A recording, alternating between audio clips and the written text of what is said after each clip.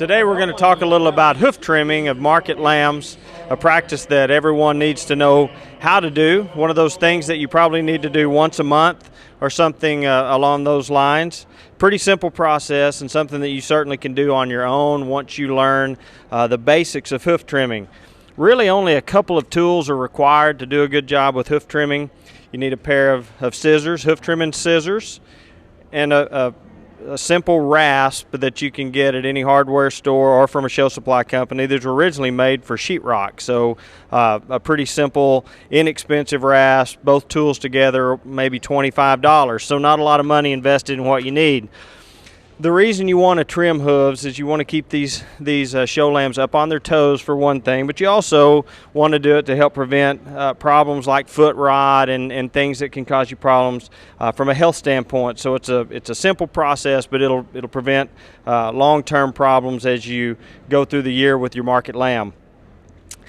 A rule of thumb is to do it once a month. I think you need to look at your feet at least once a month and see if they need to be trimmed. If you're exercising your sheep a lot, if you're using a track and a dog, depending on the surface that your lamb lives on, you might trim more often, you might trim less often. So when you pick the foot up, if you look at the hoof, if you're starting to get some length on the side, maybe we're starting to turn in just a little bit where the sides start to turn under, it's time to trim these hooves. If the toes are beginning to get long and pointed, it's time to trim hooves. So those are the things that you're going to look for. And again, you got to remember that in general, the purpose of trimming feet on market lambs is to prevent hoof rot and some of those problems, but primarily we want to keep them up on their toes. So the toes are what we're going to focus on when we start trimming. I like to start with using the hoof trimmers, the scissors, and get the majority of it off using those, and that's a pretty simple process. So again, you're going to work just primarily on the toe, coming in from the side. Take some of this long hoof off. His hooves are pretty soft, so they're going to be a little harder to get to come off.